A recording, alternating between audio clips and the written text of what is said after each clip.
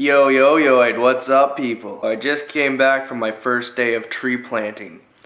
I'm pretty tired. I put in 8 crown trays today. I think that's pretty respectable for a first day. You guys don't even know what I'm talking about unless you guys tree planted before. But yeah, some people on my crew planted 12 crown trays, which is pretty good. They made probably $220 today, which is pretty good. In previous years, tree planters had to work all together in one team and basically plant an area of land called a block. People were paid by the crew, which means everybody on that crew would make the same amount of money. Everyone tried to plant around the same amount of trees and everyone just got paid the same amount of money. This year, you actually get paid for what you do, so whatever work you put in, you get the money. Which is sweet because some people want to go for really big days sometimes and plant 12 trays, and other people might just want to plant 10 or 9 and have a more chill day.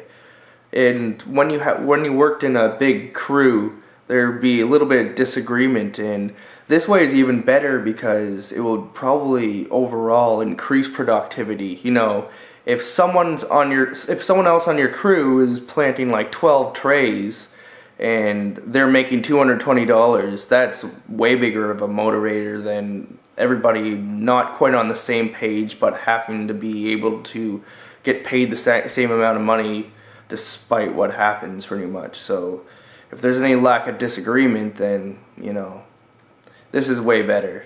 You could just plant your own weight. So I found this thing on the shelf here, a tree planter's guide to reducing musculoskeletal disorders for Eastern Canada. Let's see what this is. Alright, so there we have a tree planter, I guess. I mean, this guy probably never planted a tree in his life. Look at his clothes. He's just posing for that picture and he doesn't even know what he's doing. So if we open this up, we have the planting cycle. Step 1, selecting the spot. Step 2, screefing. That's basically kicking the ground where there's kind of grassy areas so you could get down to the dirt. Yeah. And then retrieving the seedling. That's the tree. You take it out of a bag or a tray and then you penetrate the soil. That's a good word. With our tool, our spade. And then opening hole and inserting seedling. And closing the hole. That's basically when you put a tree into a hole and then you have to close it so that it will grow, basically. I don't know. So that's up the planting cycle. I do that, I don't know, 2,500 to 3,000 times a day. More 2,200 I think is the goal, the production goal. But we're going for more than just the production goal because I like making money. When you're penetrating the soil, you have to make sure you have a neutral spine posture. And look at these pants. Look at these pants. Just look at these pants. Just look at these pants. Would y'all look at that? They're dirty. They're so dirty. Actually, this is nothing. This is nothing. This is nothing compared to when it's raining all day and you sink to your hips in mud or something. You just fall in a swamp.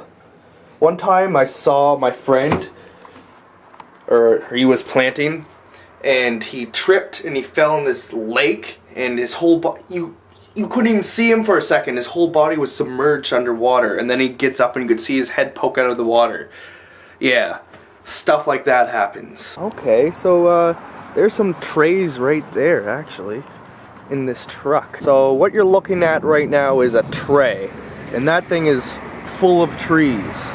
So that's what I meant. There's a bunch of little trees in these trays, and I planted 8 of them today. And a couple of people planted 12. He-man! So as I said, I'm pretty tired now. I'm probably going to crash pretty early tonight, and I'm going to be dead by the end of this week. I just know it. And so I'm gonna go get some food like protein and vegetables and all that stuff so my body heals quicker. Because if you eat good food, your body heals quicker and you don't feel like crap as much. Alright, that's enough.